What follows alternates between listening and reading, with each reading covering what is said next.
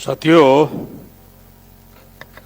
सबसे पहले उन सभी मूल निवासी महापुरुषों का अभिवादन करना चाहेंगे कि जिन्होंने हमें आजाद करने के लिए अपनी जिंदगियां कुर्बान की। आदरणीय राष्ट्रीय अध्यक्ष वामन मेश्राम साहब और पूरे देश से आए हुए साथी कार्यकर्ता, 35वें बामसेप के राष्ट्रीय अधिवेशन और 8वें भारत मुक्ति मोर्चा के राष्ट्रीय अधिवेशन की विशेषता और अचीवमेंट अगर बताना चाहूं तो 3 बातें हैं। नंबर 1, 45 विषय इस अधिवेशन में रखे हुए 5 दिन में। अगर 350 लोग बोलने वाले हैं, वक्ता है, और एक वक्ता अगर 10 किताबें पढ़कर उसका सारांश लेकर निचोड़ लेकर आते हैं तो 350 इंटू 10 किताबें, 3500 किताबें आप अपनी जिंदगी में पढ़ नहीं पाओगे। इतना नॉलेज आपको यहां मिलता है। नंबर 2, इस 5 दिन के राष्ट्रीय अधिवेशन में हर मिनट का 10,000 खर्चा होता है। हर मिनट 10,000 रुपया इस जागृति के कार्यक्रम पर हर मिनट 10,000 रुपया खर्च हो रहा है। दुनिया की कोई यूनिवर्सिटी नहीं है कि हर मिनट के ऊपर 10,000 रुपया जागृति के लिए लगा है। अगर 50,000 लोग एक दिन लगाते हैं तो 50,000 दिन हो जाते हैं। 5 दिन लगाते हैं तो 2.5 लाख दिन हो जाते हैं। और अगर उसको साल में रूपांतरित करते हो 650 साल का 650 साल का 5 दिन में 650 साल का जो जानकारी आपको दिया जाता है, मुझे लगता है दुनिया में इससे बड़ा कोई यूनिवर्सिटी हो नहीं सकता। साथियों, विषय पर बात रख रहा हूं कि आरएसएस के भागवत ने यह कहा कि भारत में रहने वाले सब भारतीय है, कोई विदेशी नहीं है। ये उनका डीएनए बोलता है। डीएनए बोलता है। जिनके पुरखों ने बहुत सारी किताबें लिखी है कि हम बाहर से आए हुए हैं, विदेश से आए हुए हैं, सारे प्रमाण हैं। उनके पुरखों के विरोध में भागवत को कहना पड़ा नहीं, हम यहीं के हैं। इसका कारण है जिन लोगों ने पहले हमको डिवाइड एंड रूल किया। अंग्रेजों का थियरी नहीं था डिवाइड एंड रूल। अंग्रेज नहीं आए थे तब भी जातिवाद था। जिन लोगों ने डिवाइड एंड रूल किया, आज वो यूनाइट एंड रूल कर रहे, हिंदू के नाम पर सबको इकट्ठा करने का काम कर रहे हैं। यूरेशियन ब्राह्मण हजारों साल के बाद अपनी पहचान नहीं मिटाया। जिस तरह तेल के पानी के बकेट में अगर एक बूंद तेल डालते हो, तेल अपनी पहचान नहीं मिटाता है, उसी तरह ब्राह्मणों ने अपनी पहचान नहीं मिटाया, बरकरार रखा। अगर समानता का भारत में संविधान है तो फिर आप सर्वश्रेष्ठ ब्राह्मण कहां से हो गए? पहचान नहीं बचा, उन्होंने पहचान नहीं मिटाया। वो अपने विदेशीपन की पहचान बरकरार रखा। और इसका सबूत है ये यूरेशियन ब्राह्मणों ने भारत के मूल निवासियों का ब्राह्मणीकरण किया और ब्राह्मणों का भारतीयकरण नहीं हुआ। यह देशद्रोह का सबसे बड़ा सबूत है। मूल निवासियों का ब्राह्मणीकरण किया लेकिन उनका भारतीयकरण आज भी नहीं हुआ है। वो सबसे अपने आप को श्रेष्ठ रखते, संविधान से भी अपने आप को श्रेष्ठ मानते हैं। उनका भारतीयकरण आज भी नहीं हुआ, इसलिए उनका आचरण और व्यवहार भारत के संविधान के विरोध में है। मैं आपको कुछ बातें जानकारी के तौर पर बताना चाहता हूं। इस देश में सिखों पर कत्लेआम हुआ, 15 साल 16 साल सिखों का कत्लेआम हुआ। एक भी सिख कभी संविधान को नहीं जलाया। मुसलमानों का कत्लेआम हुआ, प्रतिदिन हो रहा है मॉब लिंचिंग के नाम पर। एक भी मुस्लिम कभी संविधान को नहीं जलाया। क्रिश्चियनों पर हमला हो रहा है प्रतिदिन, एक भी क्रिश्चियन कभी संविधान को नहीं जलाया। एक भी लिंगायत कभी संविधान को नहीं जलाया। एक भी आदिवासी कभी संविधान को नहीं जलाया। और जो किसानों की आत्महत्या हो रही है, एक भी किसान कभी संविधान नहीं जलाया। संविधान को उन्हें खतरा नहीं है, ना सिखों को, ना मुस्लिमों को, ना क्रिश्चियनों को, ना लिंगायत को। ये ब्राह्मणों को खतरा क्यों है? उनको इसलिए खतरा नहीं है, मुसलमानों को, सिखों को, लिंगायतों को, क्रिश्चियनों को, क्योंकि संविधान उनके धर्मों की स्वतंत्रता का आरक्षण करता है। आर्टिकल 25 से 29 तक स्वतंत्र धर्मों की मान्यता दी हुआ है। आप अपने धर्म को मान सकते हो, अपने कल्चर को मान सकते हो, उसका प्रचार कर सकते हो। संविधान उनके समर्थन में है। और संविधान ने समानतावादी धर्मों पर पाबंदी लगाई है, इसीलिए वो संविधान के विरोध में है। जिन धर्मों की संविधान संरक्षण करता है, चाहे इस्लाम का हो, चाहे सिखों का हो, चाहे लिंगायत का हो, चाहे क्रिश्चियनों का हो, संविधान आपके धर्मों की रक्षण करता है। क्या उस संविधान को बचाने के लिए उन धर्मों के मानने वाले लोग सड़कों पर दिखाई दे रहे क्या? जो कहते इस्लाम खतरे में है, अरे संविधान की वजह से खतरे में नहीं है। संविधान खतरे में हो गया तो इस्लाम तो अपने आप खतरे में हो जाएगा। आपको लगता होगा ये हमारी समस्या नहीं है, संविधान खत्म होगा तो आरक्षण समाप्त होगा। अरे हमारा तो आरक्षण समाप्त होगा, आपका दिन धर्म समाप्त हो जाएगा। आपको समझ में नहीं आ रहा है? हमारा तो संवैधानिक अधिकार समाप्त हो रहा है, आपका अस्तित्व ही समाप्त हो रहा है। क्या उन धर्मों को मानने वाले लोगों को यह मालूम है? अगर मालूम हो जाए तो सड़कों पर वो भी संविधान को बचाने के लिए आना चाहिए। उन लोगों को भी आना चाहिए, लेकिन एहसास नहीं है। इस बात को हम जानते हैं और इसी बात का फायदा दुश्मन उठा रहा है। इसलिए हमें क्या करना चाहिए ये जानना जरूरी है। भागवत को ऐसा क्यों बोलना पड़ता है? भागवत को ऐसा क्यों बोलना पड़ता है? इसका कारण है ये लड़ाई 2500 साल के संघर्ष की लड़ाई शुरू है। तथागत गौतम बुद्ध के समय में अल्पजन विरोध बहुजन का संकल्पना आया। अल्पजन और बहुजन के बीच में ब्राह्मण विदेशी छुप गया। सम्राट अशोक के समय में फिर उन घुसपैठियों ने घुसपैठ किया और हवा भरने का काम किया। देवों का प्रिय राजा है, प्रियदर्शी राजा है, और सम्राट अशोक ने उनको बाहर निकाला। और बामसेन ने जैसे कहा कि हम 85% लोग हैं इस देश के, तुम 15% हो, तो उन्होंने काउंटर किया, हम 85% हिंदू समाज, 15% मुसलमान विदेशी। आपकी 85-15 को काउंटर किया।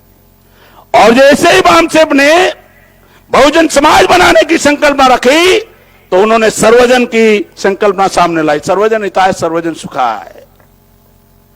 और इसीलिए बामसेन ने उसका आगे की रणनीति बनाई और आगे की रणनीति के तौर पर हमने मूल निवासी संकल्पना को मान्यता दिया। अब मूल निवासी सबका विरोध करेगा तो समाज में चर्चा बन जाएगा, कौन मूल निवासी कौन विदेशी। फायदा हो जाएगा हमारा। और अगर वो विरोध नहीं करते, हमारा काम चालू है। 2500 साल के इतिहास के चक्रव्यूह में, 2500 साल के इतिहास में पहली बार ब्राह्मण हमारे चक्रव्यूह में फंस गया है, बाहर निकल नहीं सकता अभी। पहली बार चक्रव्यूह में फंस गया है और बाहर नहीं निकल सकता अभी। भागो तो कम से कम अपने पुरखों का तो लिहाज करना चाहिए। अरे आपके पुरखों ने गुरु गोलवलकर ने नेशन नाम की किताब लिखा, दत्तोपंत ठेंगड़ी ने लिखा, और उसमें क्लियर उनका इंटरव्यू है। और पूछा गया, पत्रकार ने पूछा गुरु गोलवलकर से कि दयानंद सरस्वती ने आर्य समाज बनाया, आर्य समाज को मान्यता दी और हिंदू शब्द का विरोध किया कि मुगलों की दी हुई गाली है।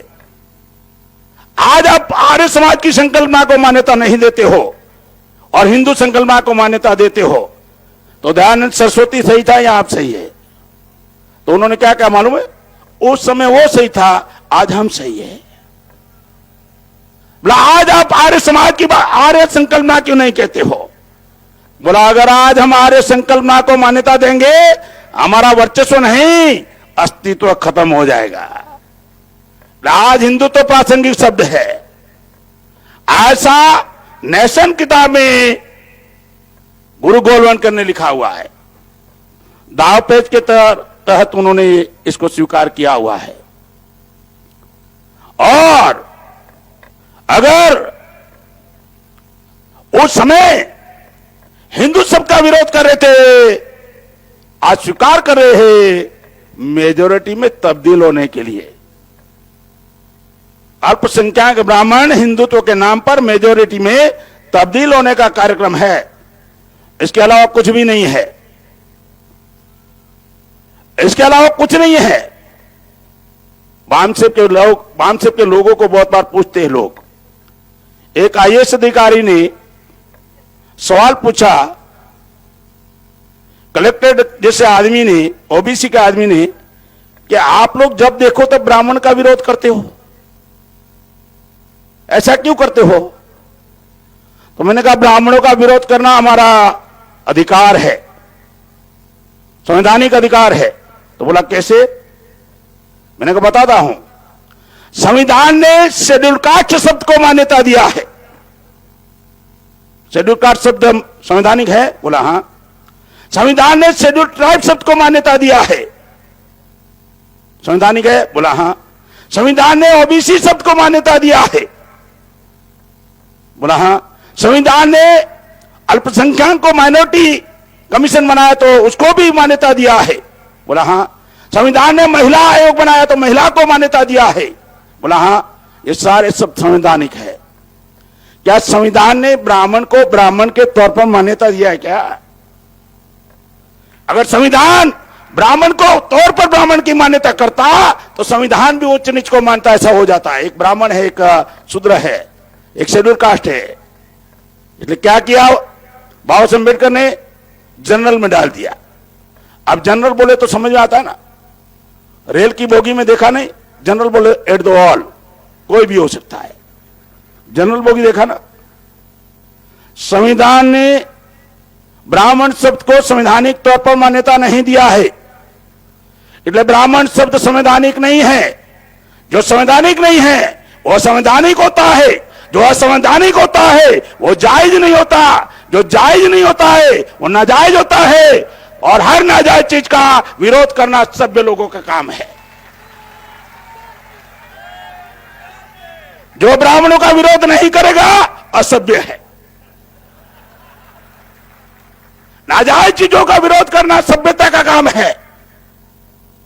इसलिए हम लोग सभ्यता का काम कर रहे हैं। अब आप बताइए हम कहां गलत है? तो उन्होंने माथा पकड़ लिया कि आप इंटरप्रिट कैसे करते हो, यही सुनकर परेशान हूं। तो मैंने कहा पूरा देश परेशान है और सबसे ज्यादा आरएसएस के लोग परेशान है। साथियों, ज्यादा समय नहीं लेना है, ताकि ज्यादा समय हो गया है। देश में 7 साल दुश्मनों को और हमारे बीच में है। 1925 में आरएसएस को 100 साल हो रहा है, वो अपनी शताब्दी वर्ष मनाने वाले हैं। संविधान के विरोध में, और 1925 में समृद्धि को भी 100 साल हो रहा है। 7 साल का आर पार का हमारा 7 साल का टारगेट है। 25 में उनको भी शताब्दी वर्ष है, 25 में हमारा भी शताब्दी वर्ष है। मनु स्मृति को 25 में जलाया गया था। 2025 में पूरी तैयारी हम लोग इस संदर्भ में कर रहे हैं। इसलिए जिन धर्मों का, जिन वर्गों का संविधान ने संरक्षण किया, संविधान को बचाने के लिए मैदान में उतरो। संविधान को बचाने के लिए आप सड़कों पर उतरो। जन आंदोलन का स्वरूप पकड़ लेगा जल्दी ही।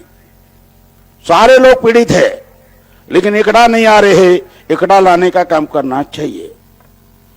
मूल निवासी संकल्पना से ही भागवत को नहीं, सारे ब्राह्मणों को डर लगता है।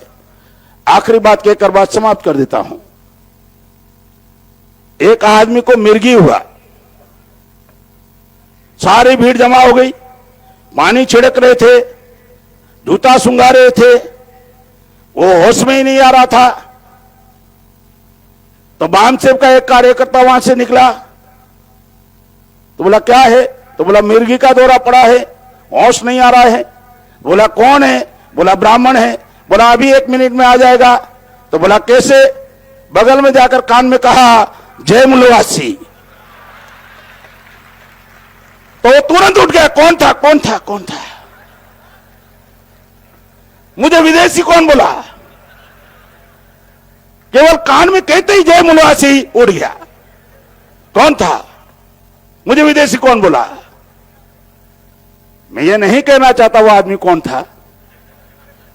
जो चिल्ला रहे हैं कि कोई विदेशी नहीं है, हमारी वैचारिक और विचारधारा की लड़ाई हम लोग जीत चुके हैं। विचारों को काउंटर कर नहीं सकते भारत में कोई भी संगठन के लोग। बामसेब के कार्यकर्ता के विचारों को काउंटर कर नहीं सकते। केवल अभी हम लोगों को सड़कों की लड़ाई जितना बाकी है, और भारत में जितने भी लोग हैं, 6,743 जाति के साथ साथ 6,80,000 गांव में जो लोग संगठन बनाए हुए हैं, बड़े संगठन, मध्यम संगठन, छोटे संगठन, अगर एक गांव से एक संगठन हम लोग साथ में लेते हैं तो बहुजन क्रांति मोर्चा 3 साल में ही 5 लाख संगठनों को साथ में लेगा, और करोड़ों लोग इस देश में आजाद होने का जो सपना देखा है, वो सपना हमारे जीते जी पूरा होने वाला है। हम जो लड़ाई लड़े हैं आने वाली पीढ़ियों की, जनरेशन की, ये इलेक्शन की नहीं, ये जनरेशन की लड़ाई है। और ये लड़ाई करोड़ों पीढ़ियों को आजाद करके हम जाएंगे। ये सपना जल्दी पूरा होने वाला है। 6 लाख गांव तक मूल निवासी संकल्पना फैला दो, जल्दी कामयाब हो जाओगे। इसी बात के साथ आखिरी बात कहकर समाप्त करता हूं, ताकि बीएमपी के संदर्भ में भी बात करना जरूरी है। आखिरी बात करके समाप्त करता हूं। इस देश में ब्राह्मणवाद और मनुवाद से जो लोग पीड़ित थे, उस समय लोग छुटकारा पाना चाहते थे, तो भारत में मुगल आ गए, तो लोगों ने मुगलों को साथ सहयोग किया।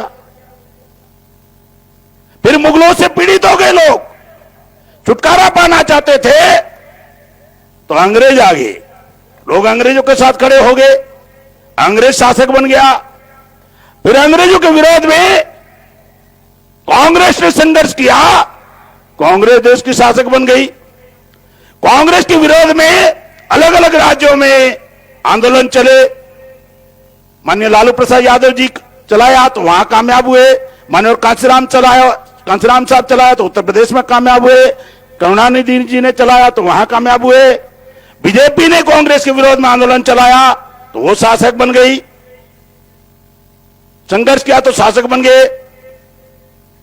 अब इतिहास गवाह है कि हम दोनों के विरोध में संघर्ष कर रहे हैं, तो कल के शासक हम कैसे नहीं है, कल के शासक हम कैसे नहीं बन सकते। 24 सितंबर 1944 को बाबा साहब अम्बेडकर ने कहा मद्रास में, जाओ अपनी घर की दीवारों पर लिख दो कि आने वाले कल की शासक करती जमात हो, तो कल के हम लोग शासक करती जमात है।